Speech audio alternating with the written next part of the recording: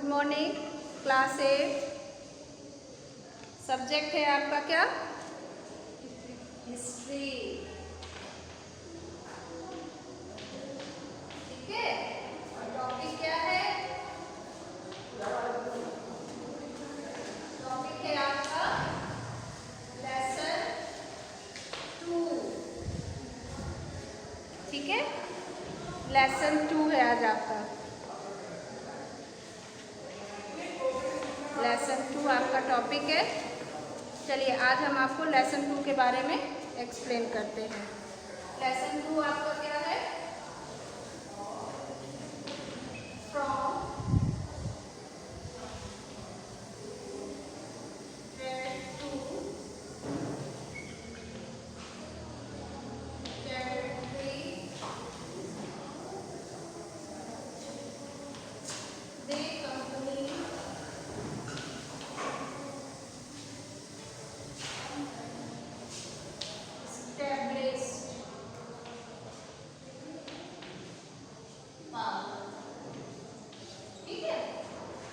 ये आपका लेसन 2 है और इसको हम आज से आपको स्टार्ट करने जा रहे हैं। इसका मतलब क्या होता है? व्यापार में साम्राज्य तथा कंपनी की सत्ता स्थापित होती है। इसका मतलब चैप्टर का ये है। ठीक है। Aurangzeb was to the first of the powerful Mughal rulers. Aurangzeb कौन था? हाँ, आप लोग को पता है? मुगल बादशाह था, है ना। औरंगजेब कौन था? एक मुगल बादशाह था जो अपनी शक्तिशाली बहुत ही ज़्यादा शक्तिशाली बादशाह था। उन्होंने company very large part of to the terrorist in to the no of the India after his death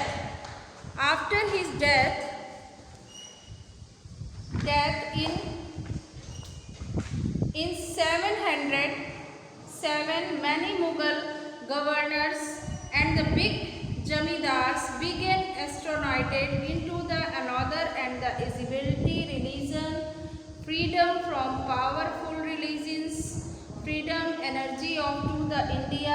Delhi could be large function of to the effective center. Aurangzeb जो था वो बहुत ही एक मुगल साम्राज्य का कठिन शासक था, बादशाह था।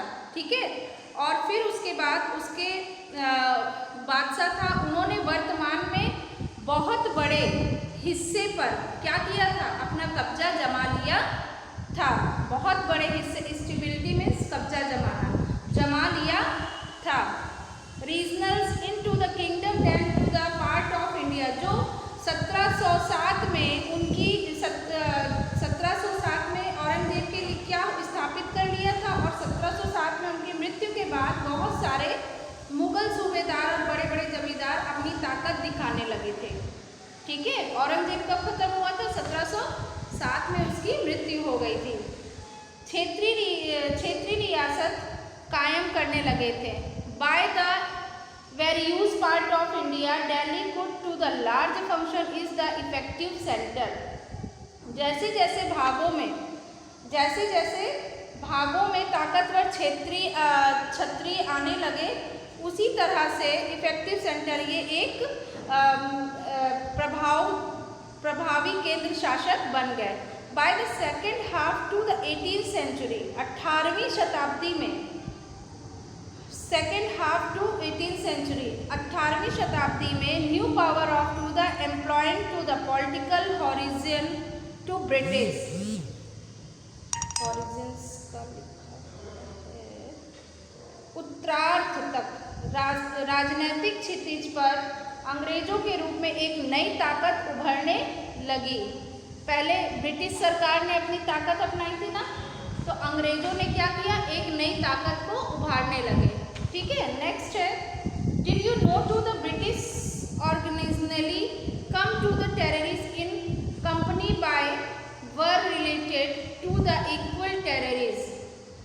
क्या तुम जानते हो कि पहले छोटी छोटी सी व्यापारी कंपनियों के रूप में भारत में comes to the somewhere to the return to equality terrorist, Bharat में आए थे और यहाँ के इलाकों पर कब्जे में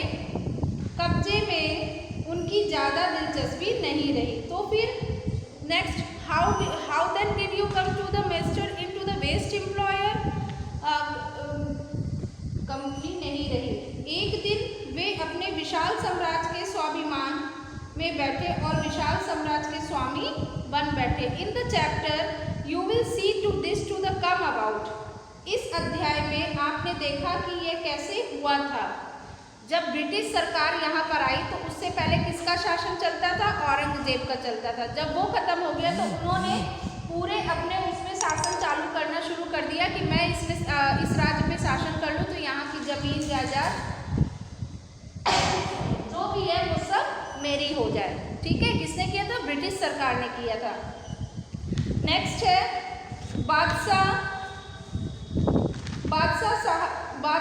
Shah Zafar and the his son began arrested by captain हॉन्सन।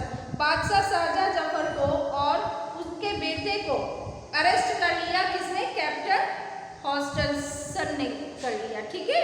Next, after the Aurangzeb there was no powerful Mughal ruler. क्योंकि बाद में औरंगजेब जो था वो पावरफुल मुगल एम्प्लॉयर नहीं रह गया था। But Mughal employers considerations to the severity in important the fact. यह बात बिल्कुल सत्य है। When the massive revolvable and the agribitis is the broken out of to the 1857 Shahjahan Zafar. मतलब कि ब्रिटिश ने उनको भगाने के लिए कर लिया 1857 में। किसको कर लिया? बादशाह शाहजहां जफर को। सीम द नेचुरल लीडर, वो एक हकीकत का लीडर था। Once of to the revelations was to the put down by the company, उसे उसकी कंपनी से हटा दिया। ठीक है। बादशाह in the Zafar was to the forces of living in the kingdom, और उसकी जो फोर्स थी उसको उसके राज्य से निकाल दिया गया। And his son were to the shot of cold blood, और उसके बेटे को उसके सामने मार दिया गया। समझ में आया है कि नहीं आया? ठीक है। आज इतना पहले आप कंप्लीट करो और जहाँ जो ना समझ में आए उसको पूछना है। ठीक है। आज का आपका इतना ही होमवर्क रहेगा। फर्स्ट चैप्टर नंबर 2 का कंप्लीट करिए। Thank you.